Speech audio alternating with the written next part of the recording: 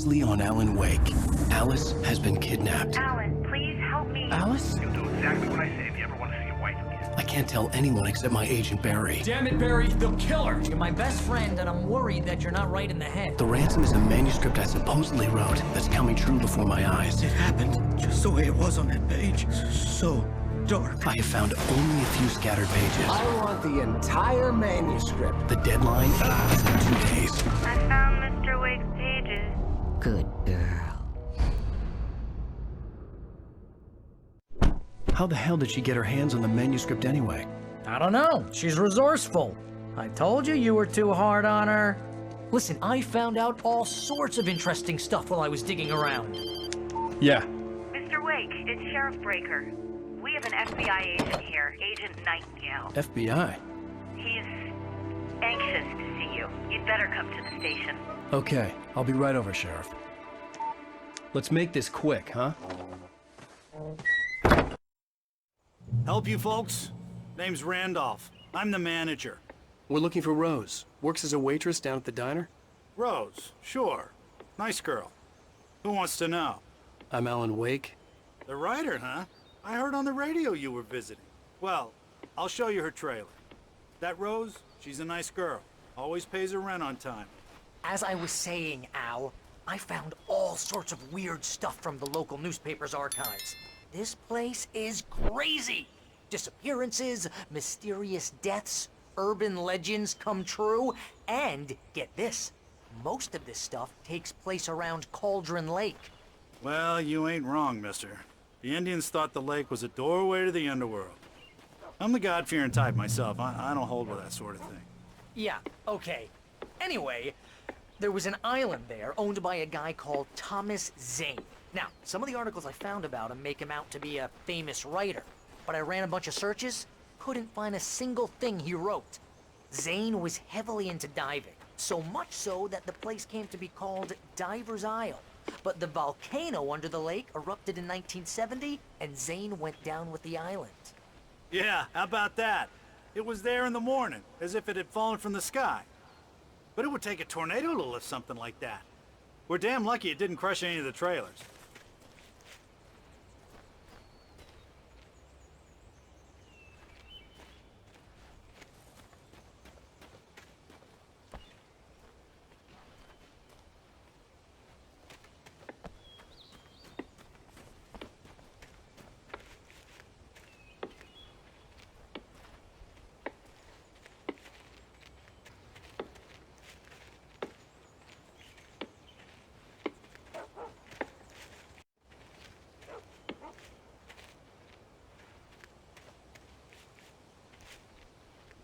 It gets better.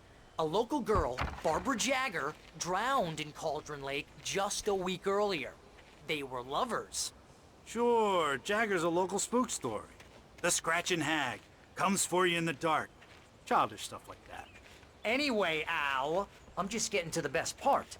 All of the articles about this stuff were written by Cynthia Weaver. I asked around, and she's that crazy bag lady you met. What, the lamp lady? She can be a little loopy, but she's not homeless or anything. Yeah, anyway, she knew both Jagger and Zane before they both died, and she had some kind of a breakdown.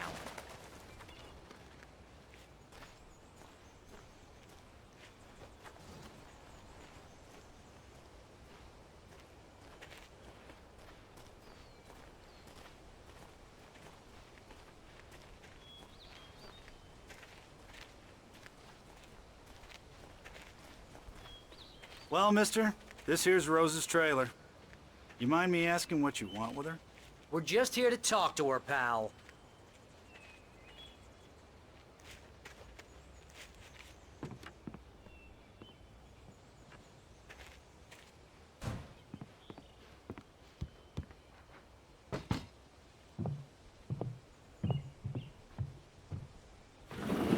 Welcome to... Oh dear, Mr. Wake. I'm so glad you're here. Rose, you have my manuscript? Oh. Oh yes. Yes. Please, come in. Hey, this is really good. Rose, Yes, my manuscript. I really need it. I understand. I know what you need. A muse to inspire you. Oh, for Barry. She doesn't have anything. Yeah, hey, Al? Al, what's... Oh... Barry! What? What?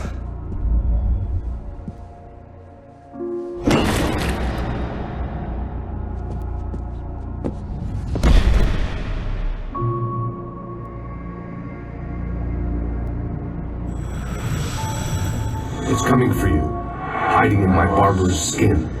I'm too weak to stop it. You must turn the lights on. I promised I'd come visit you and your lovely wife. You must finish what you started. I insist. You must turn the lights on. Turn the light on. Back to work, boy.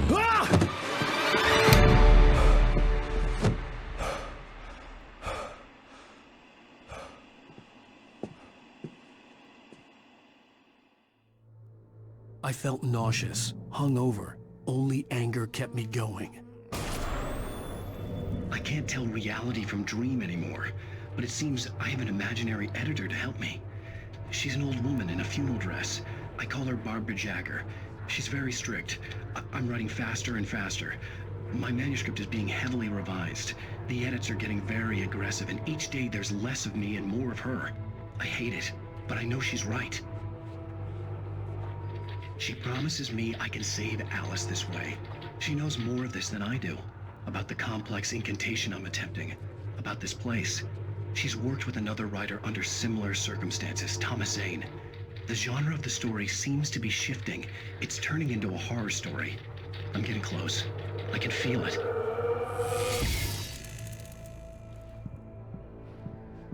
Rose took a day from me. I had less than 12 hours left to meet the kidnapper. All I could do was get Barry into the car, work something out once I got on the road. Welcome to the Oh Dear Diner. What can I get you today? Coffee? I couldn't work up much hate for Rose. Something had used her to get to me, and left its mark. First refill is free. Milk and sugar on the counter there. Would you like to hear today's specials? Thank you. A nice day. Come back soon. Barry was out of it. He was way too heavy to carry. You're right. Deserve more. So handsome.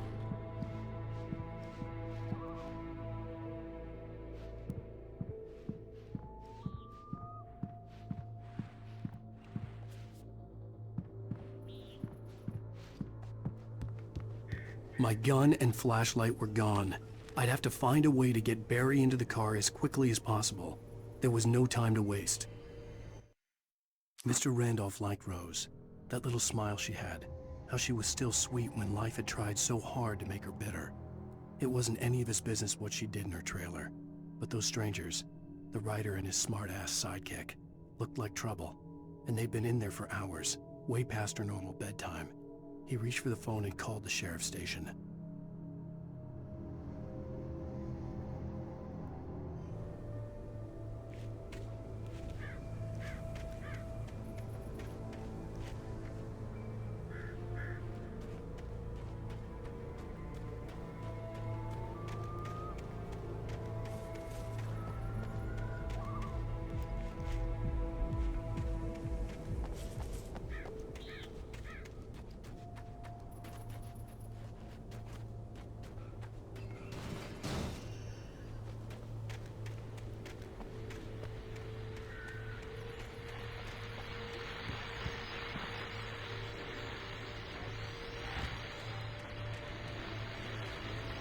I just stepped outside to catch a breath of fresh air. Let me tell you, the weather's getting heavy. Nights like this make me especially glad I'm here talking to you and not home in bed. Once the weather takes a turn like this, I can't sleep at all. It's all tangled bed sheets and dark thoughts. punctuated by the occasional plunge into nightmare. Is it just me? Well, perhaps it is. But I hope I can make the night a little bit easier to get through. Caller, you're on KBF FM. Hey, Pat, it's Walt Snyder. What's on your mind, Walt? Well, I ain't the way you are, but, well, I can't sleep either, you know? I just been staring out the window here, trying to make sense of it all, but, I ain't been drinking either, you know? I just... Well, you sound like a man with a problem, Walt. I had argument with Danny, and, then I got in trouble with the law, and, I'm just, well... I heard something like that, Walt. Yeah, well, Danny's my best friend, and, they let me out on bail today, and now I'm just alone here at the window, waiting. Man, and there's something in the air tonight, man. I was just outside looking up at the sky above our broadcast tower thinking the same thing. What are you waiting for, Walt? I don't know. Something's gonna happen. I think I better go. Well, Walt, maybe... No, thanks, Pat. Well, good luck to you, Walt. Hang in there. Let's take a little break, folks. This weather's really something else, huh? How can I be sure you'll walk away? Why'd you love deception? I mean, how can I be sure?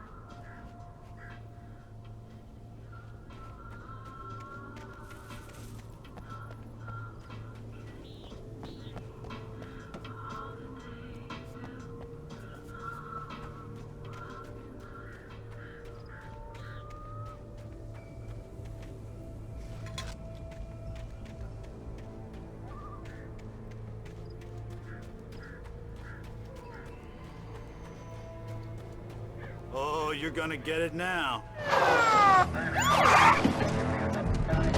God knows what you've done to that poor girl. This is Agent Nightingale, FBI! Get him up, Hemingway! You're under arrest! You move a muscle, I'll unload right in your goddamn face! Stay right where you are, Spillane!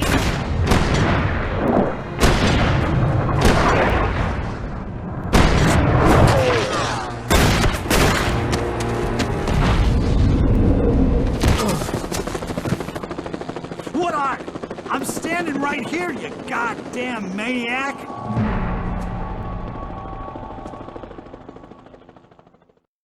I hated to leave Barry behind, but there was no way I'd miss my appointment with the kidnapper. Give it up, Mr. Wake! Come on!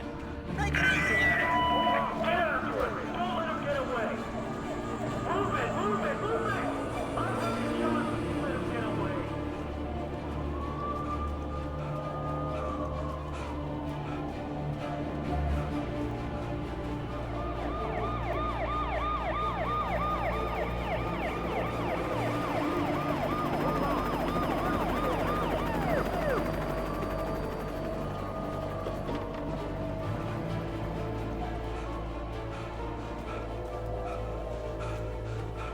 Stop running! Free!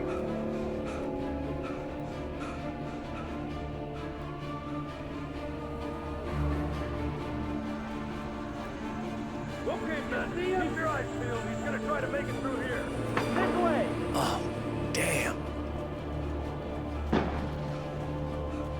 Wait! Stop away! Keep an eye out! God damn it! Where are you going? Move away! Keep an eye out!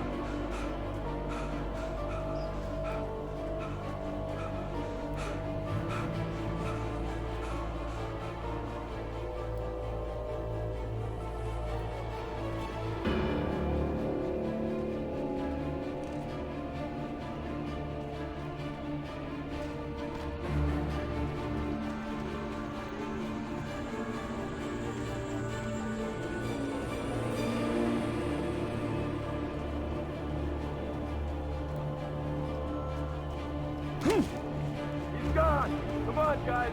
We need to head him off. For decades, the darkness that wore Barbara Jagger's skin slept fitfully in the dark place that was its home and prison. It was hungry and in pain. It dreamed of its nights of glory when the poet's writing had called it from the depths and given it a brief, terrible taste of power and freedom. The rock stars had stirred it from the deep sleep the poet had sunk it back to in the end. When it sensed the rider on the ferry, it opened its eyes.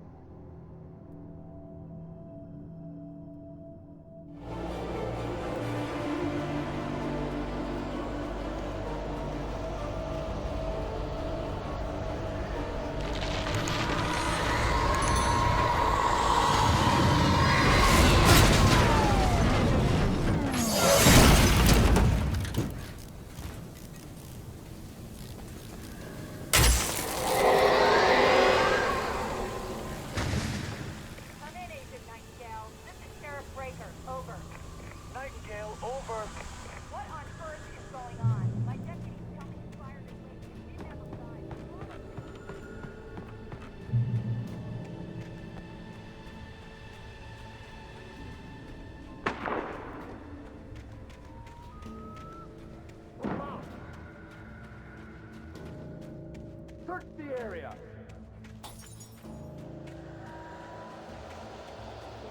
Stay sharp. This way. Over here.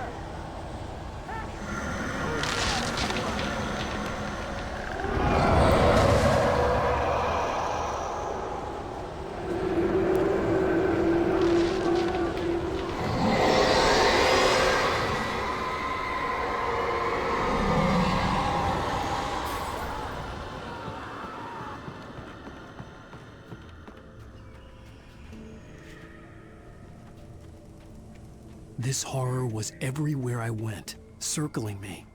The cops didn't stand a chance. They were after a writer, not a monster. Wait, are you seriously telling me that geek writer just took out my deputies? Are you kidding? I mean, this guy...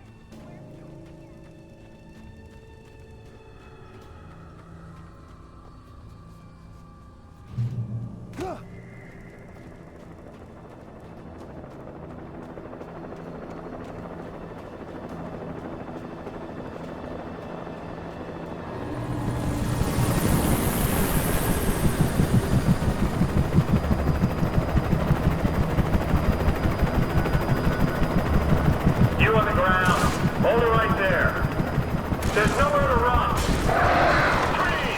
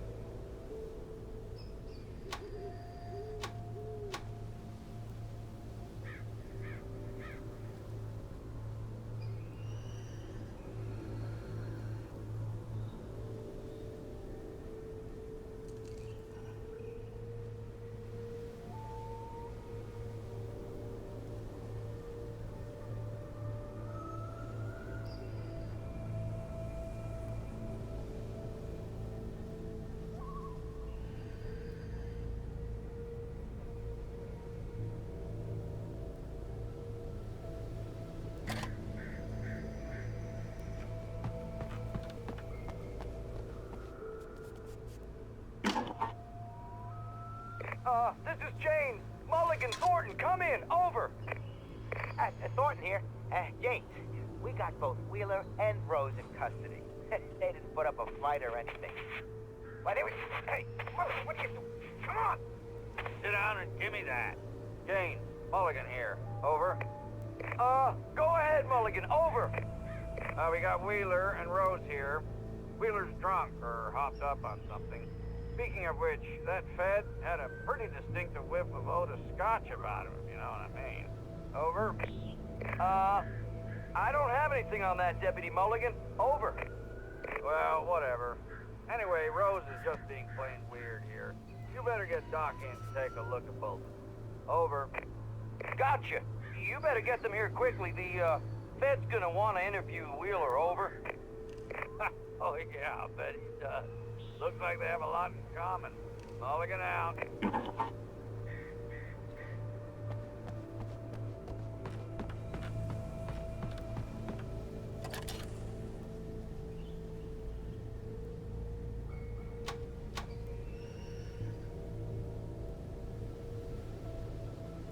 I could see the lights of the radio station in the distance.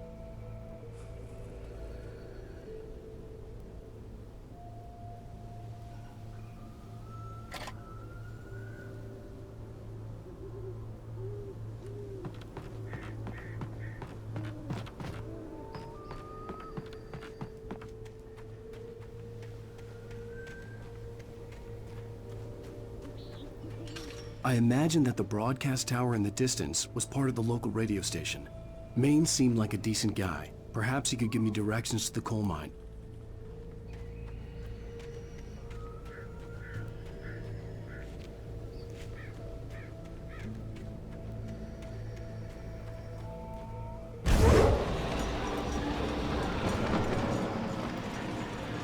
Unnatural shadows clung to the gate. The darkness that was after me was trying to stop me. I wouldn't get through without a light.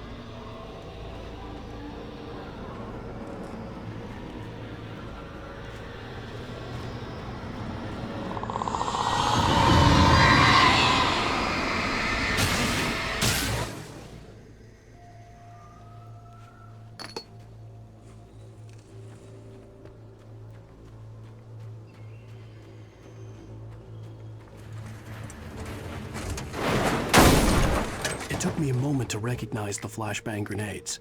They were an ideal weapon for my situation. Team 1, come in. Over. Team 1, this is Sheriff Breaker. Report. Over. Team 2, come in. I need a report. Over. Come on, guys. Talk to me. Come in, please. Over.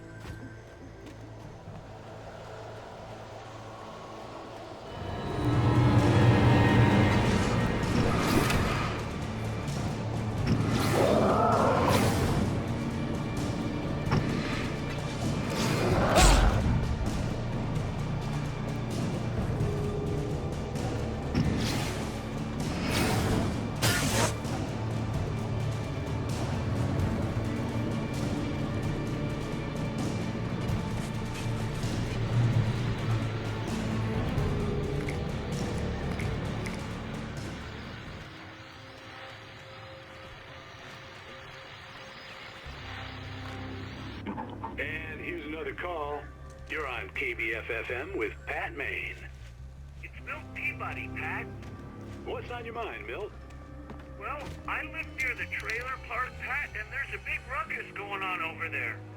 Well, that's just up the road from me, too. What's going on, do you know? I don't know, but there's a bunch of police cars there, lots of sirens, a helicopter buzzing around, and I think I heard some gunshots. Gunshots? Yes, sir, like from a pistol. So can you find out what's going on? Because it's just next door and they're popping off guns there. They're still shooting? No, it was maybe 10-15 minutes ago. It sounds serious, Pat. I'm telling you, it don't sound like no party. I'm certainly going to give the station a call, Milt. Okay. You'll hear it here as soon as I hear from them. Okay, thanks.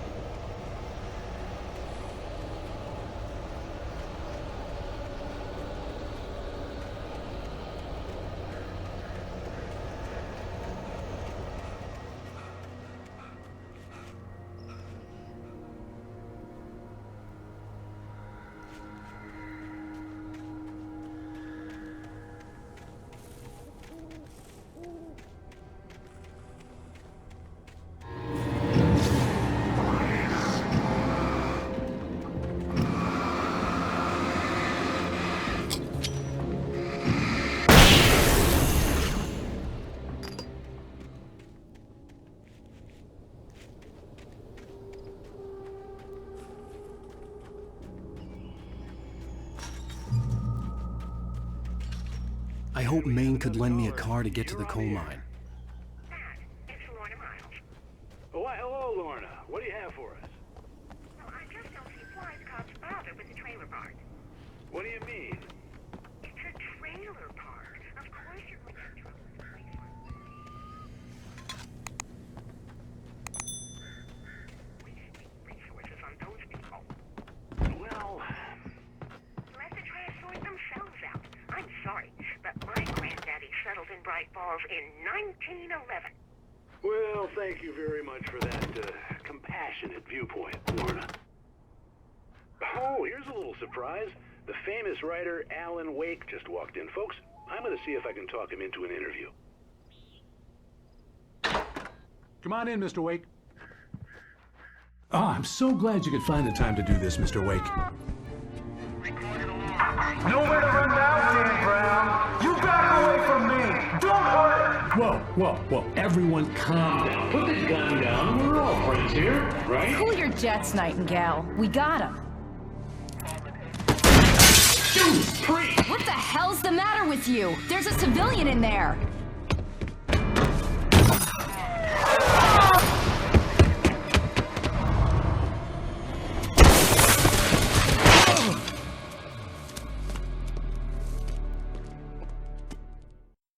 I'll get you yet, even if it kills me. You hear me? You hear me, H.P. Lovecraft? I had fallen off so many cliffs it was ridiculous. That's what you get for naming a book The Sudden Stop. It was probably good I hadn't had the chance to tell Maine where I was going. I'd have to lose the cops and find my own way to the mine. Nightingale stared through the broken studio window into the dark woods. He turned around, started to walk out, but Maine grabbed his arm. "Young man, you almost shot me. You don't shoot off rounds at people like that. What's the matter with you?"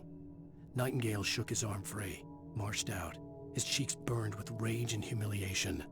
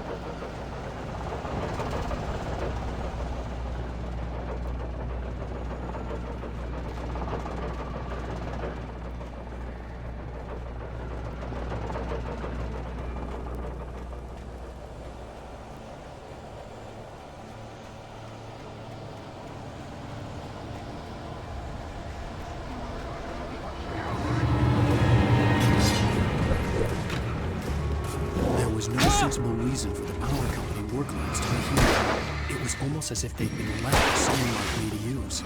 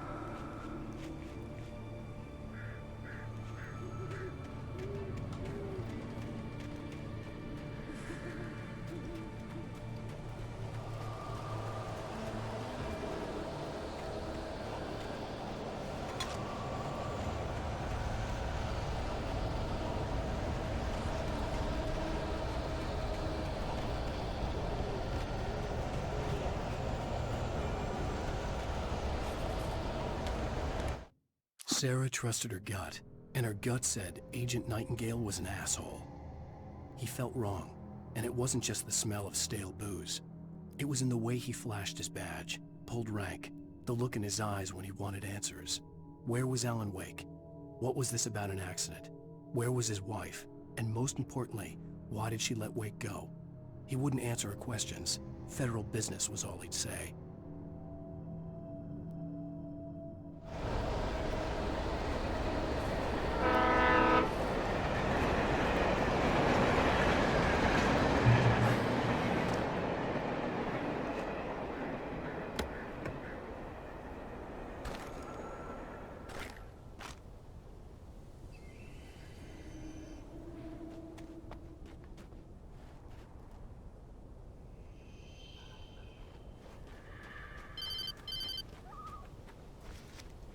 Hello?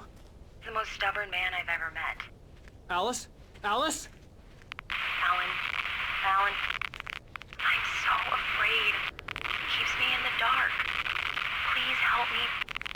I look at you, Alan, and it's not you. Something else. Looking out from behind your eyes. Alice, I'm here. I'm so alone here. It's all gonna go to hell. You need to be careful. Cooperate. The connection had been terrible, but that wasn't the only thing that hadn't been right with the call. She sounded wrong somehow, but she had called me. The pipe wrenched itself loose from the bridge's steel framework. Wrapped in darkness, it floated in midair, twitching. For a moment, I didn't understand what I was looking at. The heavy object lurched at me with impossible force. I threw myself out of the way, but just barely. When I turned my flashlight on it, it shook in a dark rage before it flew at me again.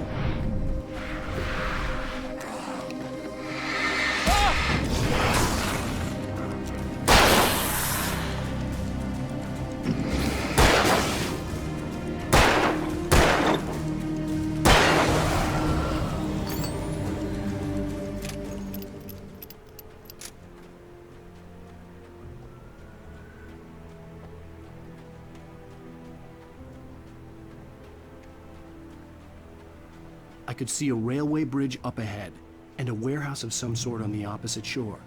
I hoped I could find a car from there.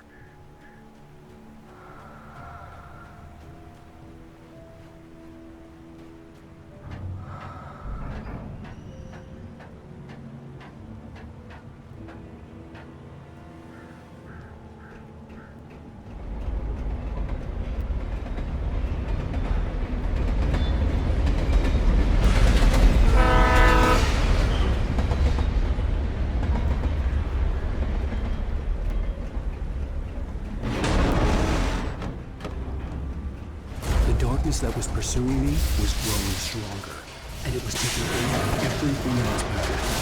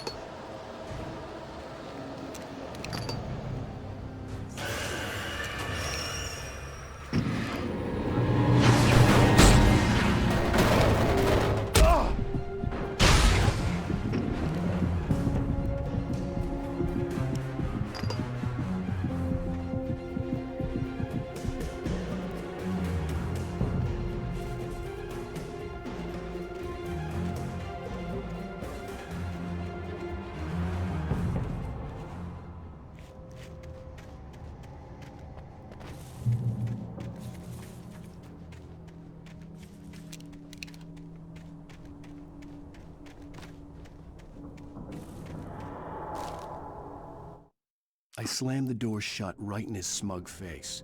He pleaded for me to open the door. True to form, the asshole actually thought I would obey. I had no sympathy left, no guilt either, not for him. I took a moment to savor the scream.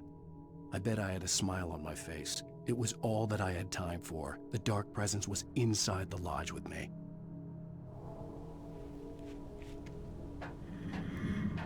As a teenager, just starting to get interested in writing, Stephen King had been a source of inspiration to me. I thought about all the inanimate objects that had come to life in his books. No one is safe in a good horror story. Certainly not the protagonist. That's what makes them fun. This was anything but. The darkness could possess anything, and it was getting closer.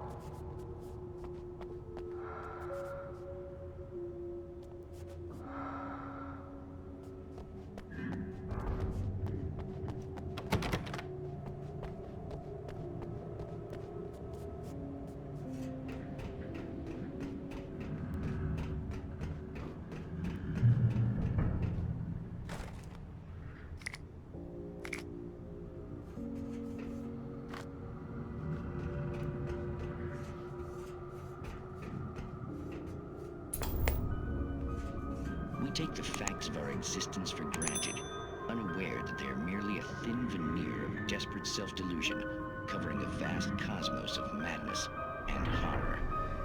All too often, the stars are right. In Night Springs.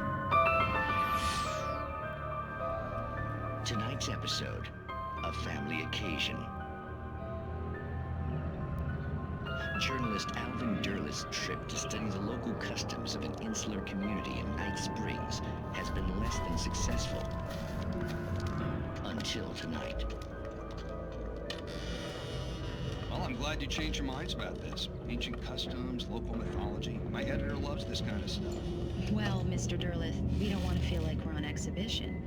But you have demonstrated the seriousness of your intent. Oh, I am serious. Really, just do your thing. I'll stay out of your way and observe. Actually, I thought you could assist us. I'm afraid we are a man short. It would provide you with an intimate perspective. Could I really? Of course, Mr. Derleth. Well, I guess that's the least I... What would I have to do? Oh, here. Let me show you with a kiss.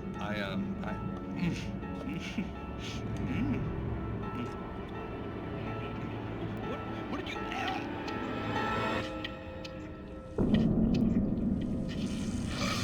Oh, Mr. Derleth, you have well pleased Nixie Perka, the dweller in flesh. Your body shall host his 1,000 young, and you shall be glory.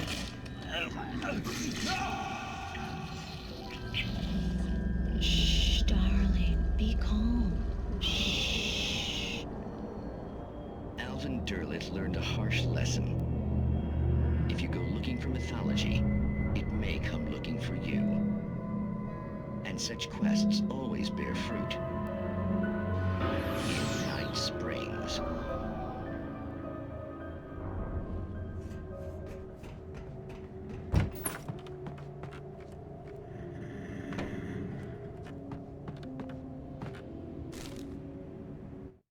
The darkness surged towards me, sucking everything loose from the ground into its depths, tugging at my clothes. I saw the flare the kidnapper had dropped and threw myself towards it just as I felt my feet leave the ground. The darkness embraced me with the force of a tornado. Somehow I managed to light the flare. The darkness roared and cast me away. I fell toward the dark waters of the lake far below.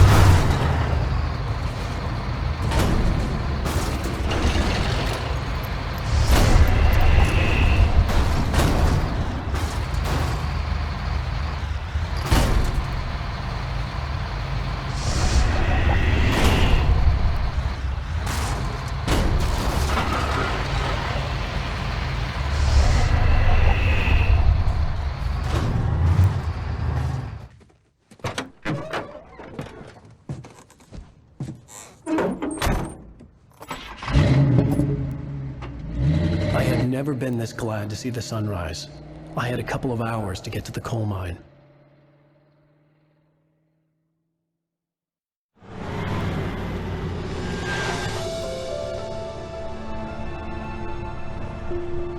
The coal mine wasn't far now.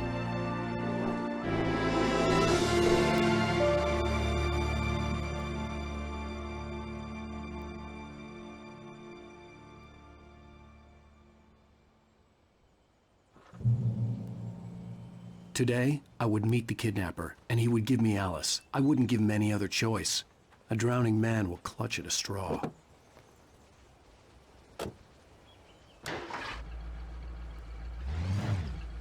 Little by little, without realizing it, I'd come to believe that the story in the manuscript was coming true. The current of its narrative had taken me deeper and deeper into dark waters. Alice had been taken from me. Barry was probably in jail. I was a fugitive from the FBI. The whole world taken over by the dark presence was trying to destroy me. It all felt real, but it matched a textbook case of insanity.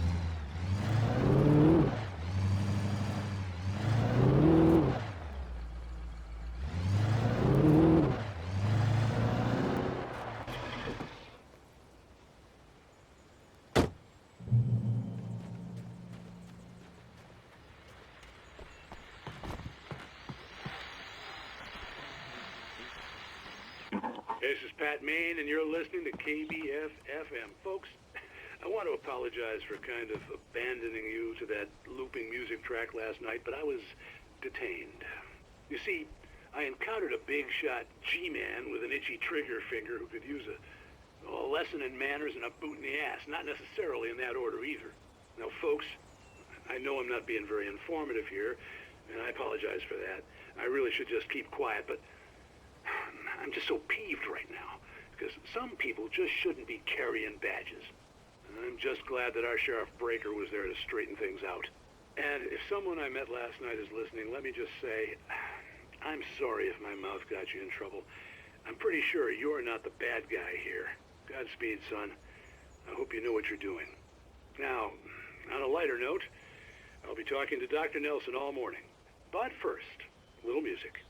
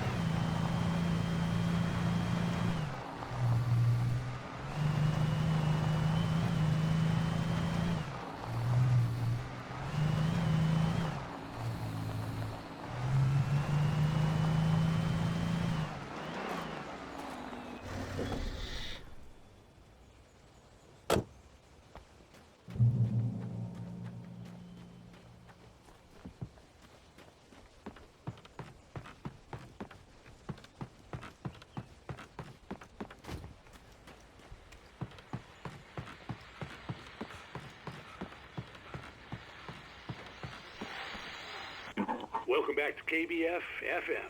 Hope you enjoyed that tune. Now, Doc, you were talking about life and finding that special someone, that soulmate. Well, you were talking about that. I was saying I don't buy it. Well, see, to me, that's strange, because I always pegged you as a hopeless romantic. You got me there, Pat. But I think love's where you look for it. And you need to do a lot of looking, sure. But the idea that there's that one special person out there for you, and if you miss that chance, it's gone forever and you're forever incomplete. I mean, isn't that depressing? Or, heck, childish even? There's plenty of fish in the sea. And apparently a fisherman has a fishing analogy for everything, but what you're saying, isn't that a little harsh? Well, no. What I am saying is that your potential for finding that connection isn't limited to what's essentially a chance encounter. How is that harsh? Yeah, well, I guess that's a nice thought, but let me say something personal here. Okay. Now, well, I don't disagree with you exactly, but I can't really fit that together with what I feel, what I felt for someone, because she was the one. She was. And I let her drift away from me. Maybe I didn't put in the work, I don't know, but, well, since then, and it was a long time ago, but since then there hasn't been anyone, not like her. And I'm not saying I dwell on her or haven't moved on. I like my life. I'm not living in the past, but I do miss the way she completed me. You can't argue with the heart, Pat.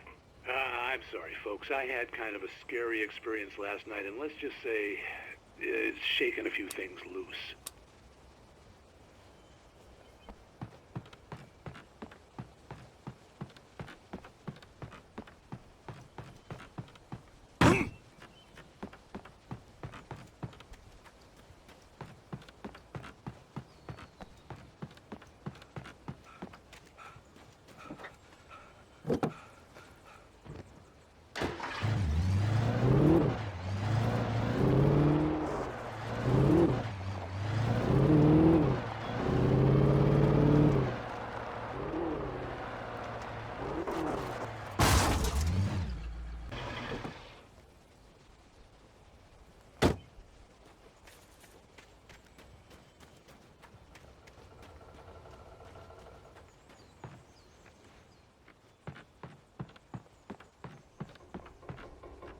I was early.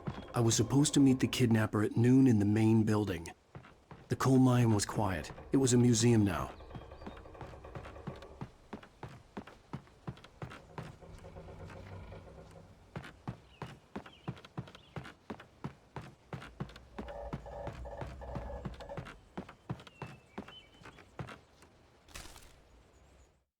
For Mott, spying on the writer on the ferry had been a disappointment. His boss had made Wake out to be something special, but Mott hadn't been impressed. He'd gotten a good long look at the wife, though, and he liked what he saw. Mott had fantasized about goading Wake into a fight, but it hadn't happened. Still, he'd get his chance to see if the writer had anything in him. He'd been promised as much.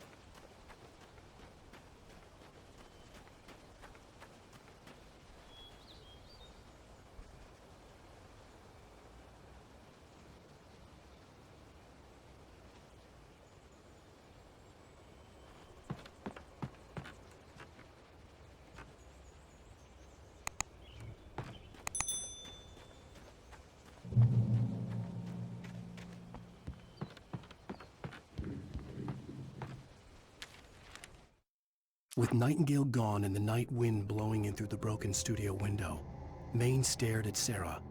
The sheriff looked away. Maine's voice shook with barely controlled anger. That boy's doing more drinking than thinking. I hope you know what you're doing, Sarah. He's got a sickness in his eyes. You take my word for it. He wants Wake for a reason, and it's not for anything good.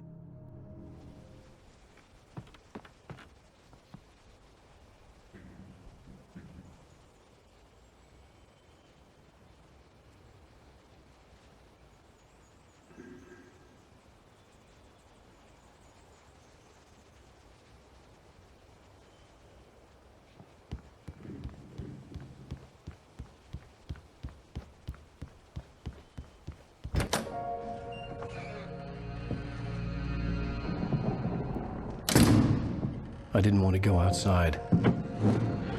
Cops had to be looking for me. The noon sun turned the place into a sauna. The day dragged on. Different scenarios ran through my mind. Ways of how I'd torture the kidnapper to get Alice back. Or the different horrible things he could have done to her. I imagined her dead. I had no way of knowing she was still alive. It was killing me. I was running on blind hope. It was all a waste of time.